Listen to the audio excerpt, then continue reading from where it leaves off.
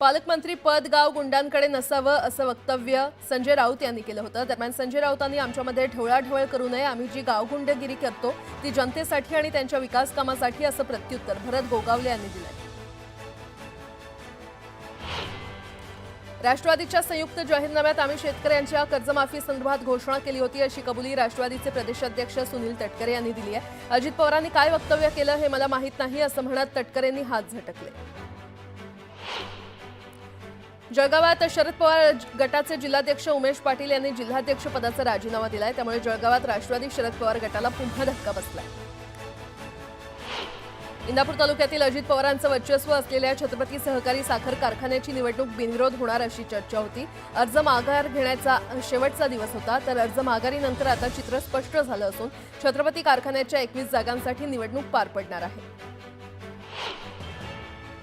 बुलढाणा जिल्ह्यातील काँग्रेसचे माजी आमदार दिलीप कुमार सननच्या पोस्टर्सवर महायुतीतील नेत्यांचे फोटो झळकलेले आहेत आणि त्यामुळे सानंद लवकरच काँग्रेसला सोडचिठ्ठी देणार असल्याची चर्चा आहे। सानंद महायुतीतील कोणत्या पक्षात जाणार याची चर्चा राजकीय वर्तुळात रंगली। मी शुद्ध शाकाहारी झाले आणि खाते मात्र मांसाहारी मिळालं, कुठेही गेले तरी लोक म्हणतात कोंबडी ट्राय करा, मासे ट्राय करा अशा शब्दात पंकजा मुंडेंनी जाहीर भाषणात आपली अडचण बोलून दाखवली। अहिल्यानगरच्या राहतामध्ये केंद्रीय जलशक्ती मंत्री सी.आर. पाटील यांच्या उपस्थितीमध्ये गोदावरी कालव्याच्या नूतनीकरणाचा शुभारंभ पार पडला। यावेळी त्यांच्या सत्काराचं आयोजन करण्यात आलं होतं, मात्र पाटील यांनी सत्कार नाकारला। जोपर्यंत पहलगाम हल्ल्याचा बदला घेत नाही तोपर्यंत सत्कार स्वीकारणार नाही अशी भूमिका त्यांनी घेतली।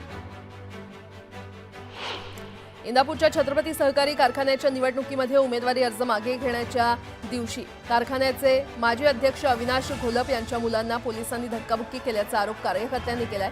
तर या घटनेनंतर कार्यकर्त्यांनी पोलिसांच्या विरोधात घोषणाबाजी केली, त्यामुळे काही वेळ बारामतीच्या प्रशासकीय भवनातील वातावरण तणावपूर्ण झालं होतं। ठाण्यात आद्य क्रांतिकारक राघोजी भांगरे यांच्या 177व्या स्मृती दिनानिमित्त ठाण्यामध्ये विशेष कार्यक्रम घेण्यात आला। आदिवासी मंत्री अशोक उईके यांच्या उपस्थितीमध्ये भांगरेंना अभिवादन करण्यात आलं आणि यावेळी आदिवासी समाजातील शौर्याला उजाळा देण्यात आला। जातनिहाय जनगणनेच्या निर्णयानंतर पंढरपुरात भाजपकडून जल्लोष करण्यात आला। यावेळी फटाके फोडून आणि मिठाई वाटून कार्यकर्त्यांनी आनंद व्यक्त केला।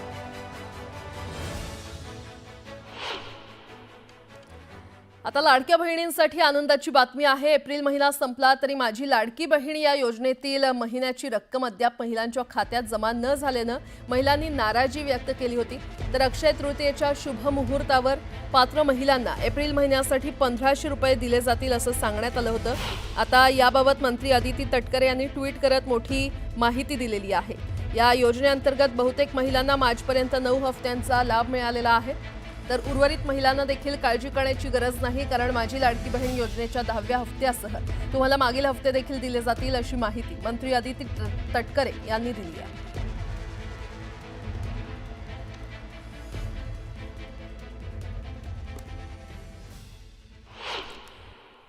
मान्सूनची आतुरतेनं वाट पाहणाऱ्या नागरिकांना हवामान खात्यानं खुशखबर दिलेली आहे। मान्सूनने गेल्या वर्षीप्रमाणे यंदा देखील शेतकऱ्यांना सुखावण्याची शक्यता आहे। यंदाच्या मान्सून नेहमीप्रमाणे सरासरी इतका बरसेल आणि केरळमध्ये 1 जूनला आणि 6 जूनला राज्यात दाखल होईल असा अंदाज हवामान खात्यानं वर्तवला आहे।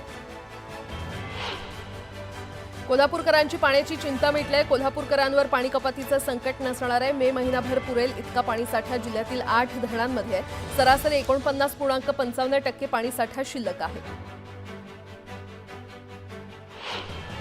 पुणे वडगाव शुद्धीकरण केंद्राच्या अंतर्गत पुण्याच्या काही भागात पाण्याची टंचाई निर्माण झालेली आहे आणि त्यामुळे पुण्याच्या काही भागात आठवड्यातील 1 दिवस पाणी पुरवठा बंद असणार आहे। गेल्या 3 ते 4 महिन्यांपासून महापालिकेनं या भागात अघोषित पाणी कपात सुरू केली होती। आता पालिकेनं त्याबाबत वेळापत्रक जाहीर केलं। साताऱ्याच्या कोयना धरणाच्या जलविद्युत प्रकल्पातून यंदा ज्यादा वीज निर्मिती करण्यात आली आहे। 666 दशलक्ष युनिट ज्यादा वीज निर्मिती केल्यानं विजेची चिंता मिटली आहे। राज्यात विविध शैक्षणिक संस्थांमधील अभियांत्रिकी, वैद्यकीय आणि इतर व्यावसायिक अभ्यासक्रमांसाठी जात वैधता प्रमाणपत्र सादर न करू शकलेल्या विद्यार्थ्यांना हे प्रमाणपत्र सादर करण्यासाठी 3 महिन्यांची मुदतवाढ देण्यात आली आहे। या दोन्ही प्रवर्गातील विद्यार्थ्यांना जुलै अखेरपर्यंत आता हे प्रमाणपत्र सादर करण्याची संधी मिळणार आहे।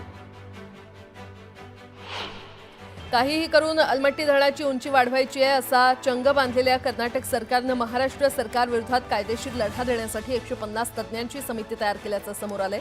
आपला 524 मीटर उंचीचा अट्टहास पूर्ण करण्यासाठी त्यांनी जलतज्ज्ञ आणि वकिलांची फौज उभी केल्याचं कळतंय। महापालिकेच्या मिळकत कर विभागाच्या वतीनं दिल्या जाणाऱ्या बिलांचं वाटप करण्यास सुरुवात करण्यात आलेली आहे। मिळकत कराची 12.5 लाख मिळकतींची बिलं तयार असून ती संबंधितांना टपाल विभागामार्फत पाठवण्यात आली आहेत। पहिल्या 2 दिवसात नागरिकांनी 5 कोटी रुपयांचा महसूल पालिकेच्या तिजोरीमध्ये जमा केलाय। पदोन्नती नाकारणाऱ्या पोलीस अधिकाऱ्यांवर कारवाई करण्याच्या सूचना वरिष्ठ पातळीवरून देण्यात आलेल्या आहेत। अशा अधिकाऱ्यांना अकार्यकारी पदावर बदली करण्यात यावी अशीही सूचना देण्यात आली। पुणे स्थानकावरील रेल्वे वाहतुकीवरील होम सिग्नलवर प्रवासी गाड्यांना जास्त वेळ थांबावं लागू नये यासाठी पुणे ते हडपसर तिसरी मार्गिका टाकण्याच्या कामाला लवकरच सुरुवात होणार आहे। तर इलेक्ट्रॉनिक इंटरलॉकिंग प्रणालीमुळे रेल्वे वाहतूक अधिक सुरक्षित होण्यास मदत होईल। राज्यातील धर्मादाय रुग्णालयांना आता धर्मादाय रुग्णालयाचा फलक लावणं बंधनकारक करण्यात आलंय। तसंच यापुढे या रुग्णालय प्रशासनाला खाटा उपलब्ध नसल्याची सबब सांगता येणार नाहीये। पुणे गर्भवती मृत्यू प्रकरणानंतर प्रशासनानं हा निर्णय घेतलाय। पिंपरी चिंचवडमधील थकबाकीदारांच्या सदनिकेचा भाग दाखवल्यानंतर थकबाकी नोंदीची प्रक्रिया सुरू असताना आता पालिकेनं सोसायटीतील वाहनतळ क्रमांक देखील मागवलाय। सर्व माहिती मिळताच थकबाकीदारांची वाहनं जप्त करण्याचा निर्णय कर संकलन विभागानं घेतलाय। कांजूर डम्पिंग ग्राउंडची जमीन संरक्षित वनजमीन असून तिचा वापर डम्पिंग ग्राउंडसाठी देण्याचा निर्णय बेकायदा असल्याचं उच्च न्यायालयानं म्हटलेलं आहे। उच्च न्यायालयानं मुंबई महापालिकेला 3 महिन्यात संबंधित जमीन पूर्ववत करण्याचे निर्देश दिल्यामुळे पालिकेला संपूर्ण शहराच्या कचऱ्याची विल्हेवाट कशी लावायची हा प्रश्न उभा राहिलाय। पहलगाममध्ये झालेल्या दहशतवादी हल्ल्याचा मास्टरमाइंड पाकिस्तानच असून तिथे आश्रयास असलेली दहशतवादी संघटना लष्कर-ए-तोयबा, ISI आणि पाकिस्तानी आर्मी यांचा या हल्ल्यामध्ये थेट सहभाग असल्याचं तपासामध्ये निष्पन्न झालंय। या हल्ल्याबाबत राष्ट्रीय तपास यंत्रणेनं सादर केलेल्या प्राथमिक अहवालात ही माहिती समोर आली आहे। राज्यात शुक्रवारी ज्वारी बाजारात एकूण 8,694 क्विंटल ज्वारी आवक झाली होती। या ज्वारीला कमीत कमी 1,950 तर सरासरी 2,450 रुपयांचा प्रति क्विंटल दर मिळाला। लातूरच्या औसामध्ये उपजिल्हा रुग्णालयाची निर्मिती केली जाणार आहे। पालकमंत्री शिवेंद्रसिंहराजे भोसले यांच्या हस्ते भूमिपूजन करण्यात आले। केंद्र सरकारनं जातनिहाय जनगणनेचा घेतलेला निर्णय हा छत्रपती शिवाजी महाराजांच्याच विचारातील भारत घडवणारा असेल असा विश्वास शिवेंद्रराजे भोसले यांनी व्यक्त केलाय। जाती जातीमध्ये निर्माण झालेल्या पेचावर कायमस्वरूपी तोडगा निघेल असा विश्वास देखील त्यांनी व्यक्त केला। बीडमध्ये आमदार प्रकाश सोळंके यांच्या साखर कारखान्याला भीषण आग लागली। आगीमध्ये मोठ्या प्रमाणात साहित्य जळून खाक झाले। अग्निशमन दलाकडून आगीवर नियंत्रण मिळवण्यात यश आलेलं आहे। सुदैवानं यामध्ये कोणतीही जीवितहानी झाली नाही।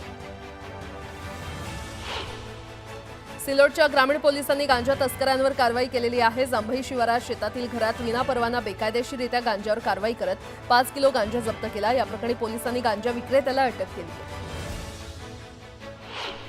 अमरावतीमध्ये all India federation cup kabaddi स्पर्धेचं आयोजन करण्यात आलंय। 9 राज्यातील पुरुष आणि महिला कबड्डी संघांनी यात सहभाग घेतला। विदर्भ यामेचोर कबड्डी असोसिएशन, अमरावती जिल्हा कबड्डी असोसिएशन आणि आमदार खोडके दाम्पत्य यांच्या शोध प्रतिष्ठानं या स्पर्धेचं आयोजन केलं। आता एक मोठी बातमी समोर येते। उपमुख्यमंत्री अजित पवार यांनी पुन्हा एकदा मुख्यमंत्रीपदाची इच्छा बोलून दाखवली आहे। महाराष्ट्राची मुख्यमंत्री महिला झाली पाहिजे असं राही भिडे म्हणाल्या। मात्र योग यावा लागतो। आता मलाही वाटतं मी मुख्यमंत्री व्हावं, मात्र योग कुठे आलाय? कधी ना कधी महाराष्ट्राचा मुख्यमंत्री होईल असं अजित पवार म्हटले।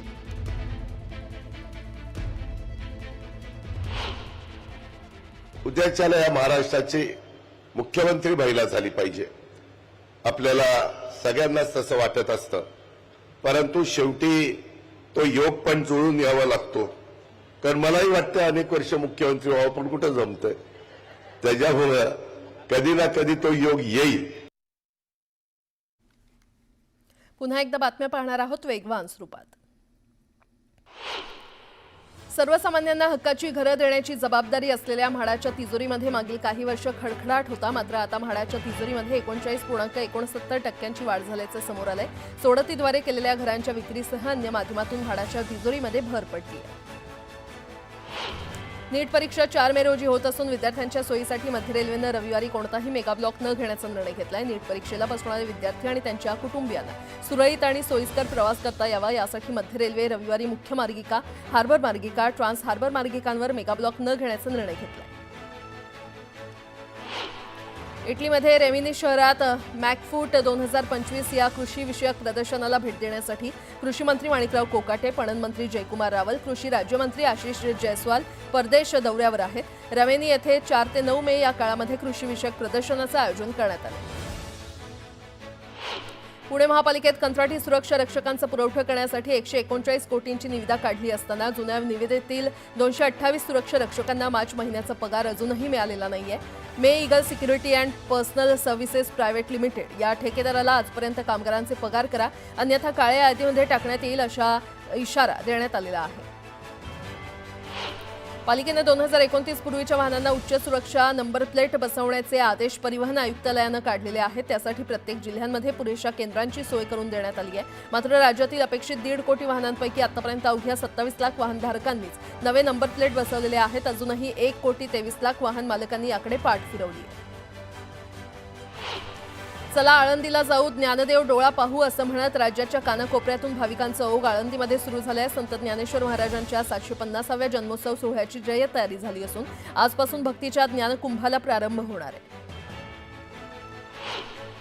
राज्यातील बाजार समितींमध्ये 2 मे रोजी गव्हाची मोठी आवक झाली आहे। यावेळी 19,240 क्विंटल गव्हाची आवक झाली।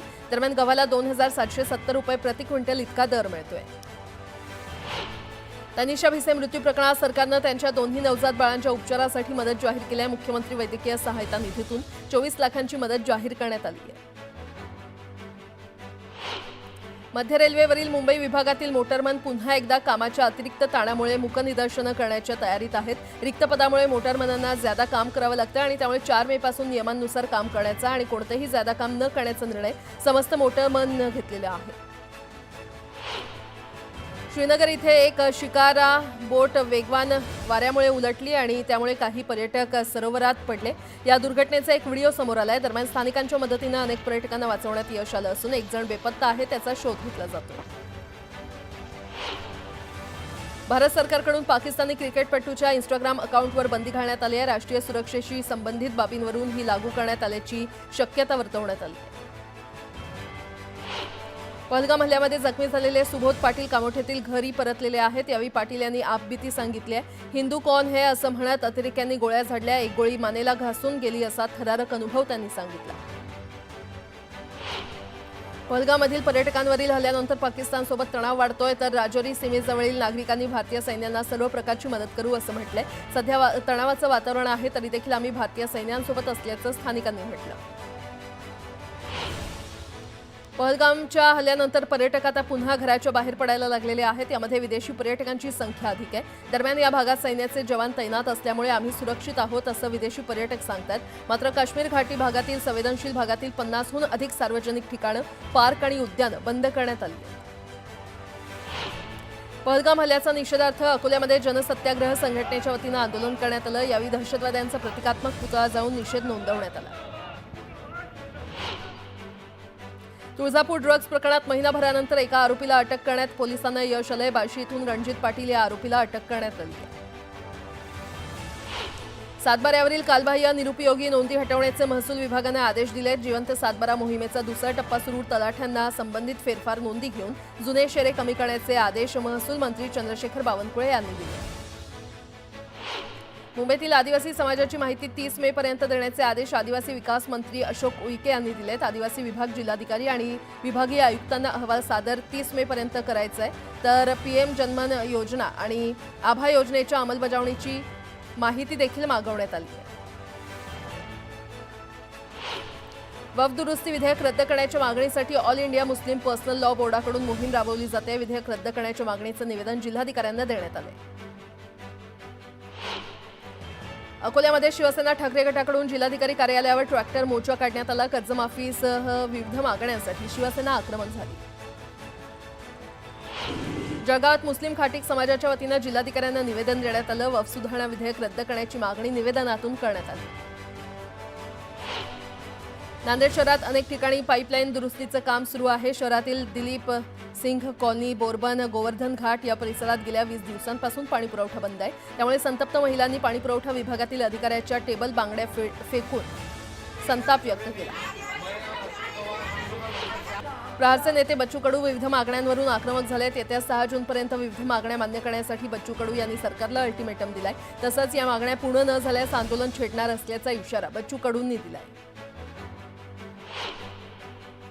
वर्ध्यामध्ये शेतकऱ्यांचे प्रश्न आणि कर्जमुक्तीच्या मागणीसाठी उबाठानं जिल्हाधिकारी कार्यालयासमोर आंदोलन केलं. यावेळी सरकारविरोधात जोरदार घोषणाबाजी करत सरकारचा निषेध करण्यात आला. जळगाव जिल्ह्यामध्ये अवैधरित्या वृक्षतोड सुरू आहे. याकडे वनविभागाचं दुर्लक्ष होत आहे असा आरोप नागरिकांनी केलाय. अवैध वृक्षतोड थांबवण्याच्या मागणीचं निवेदन मनसेच्या वतीनं उपवनरक्षकांना देण्यात आलं. वृक्षतोड थांबली नाही तर मनसे स्टाईल आंदोलनाचा इशारा देण्यात आलाय.